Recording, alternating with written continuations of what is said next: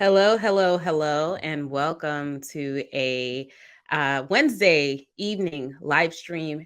Happy hump day to all of you.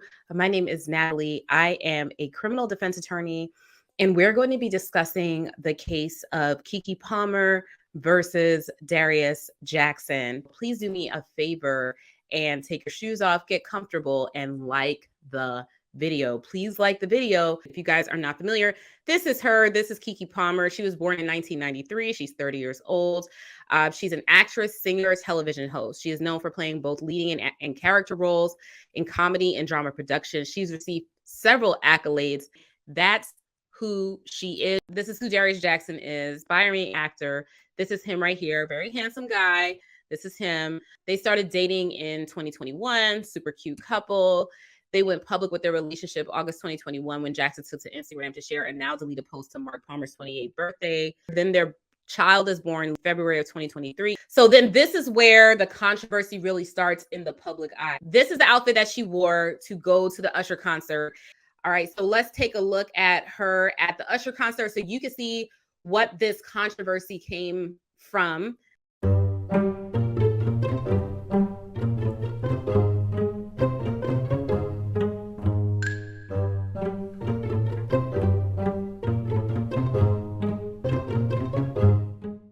So after Keke Palmer appeared at the Usher concert in her little outfit, looking all cute, he made a tweet in which he says, "It's the outfit though, ...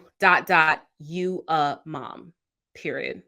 Jackson continued, "We live in a generation." This is another one I thought was pretty salty. "We live in a generation where a man of the family doesn't want the wife and mother of his kids to showcase booty cheeks to please others, and he gets told how much of a hater he is.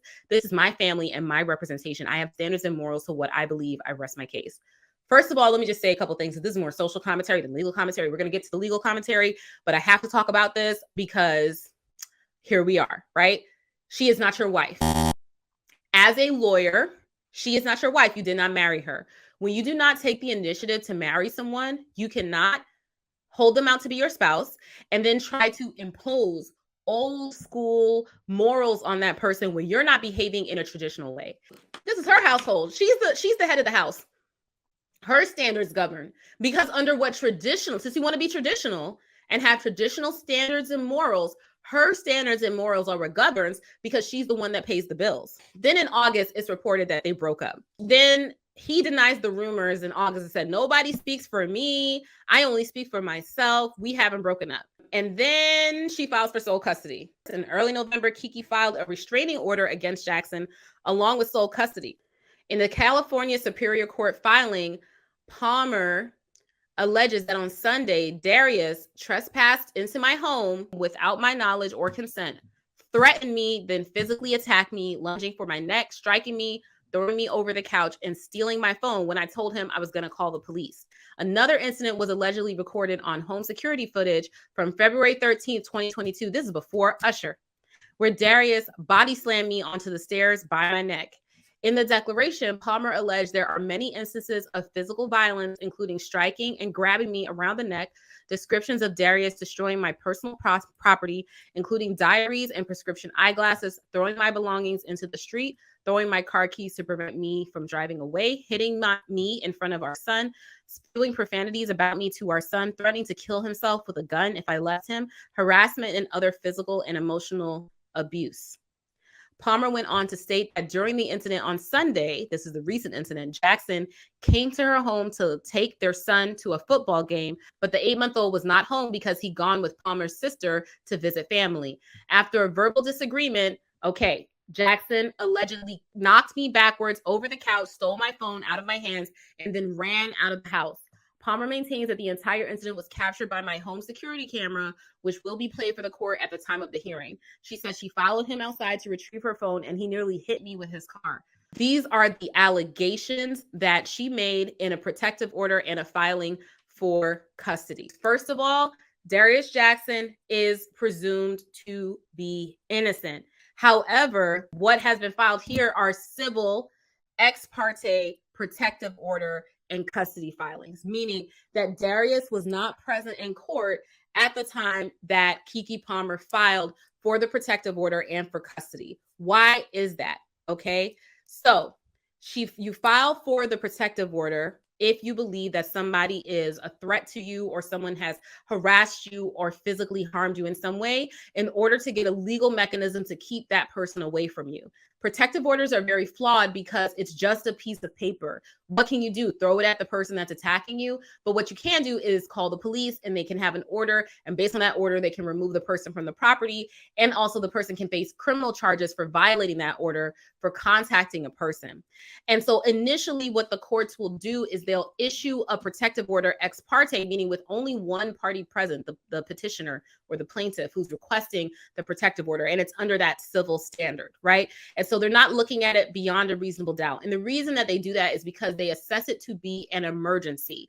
The person, the defendant or the respondent, will have their chance to respond, but they want to make sure that the stay away order is in place first as a precaution.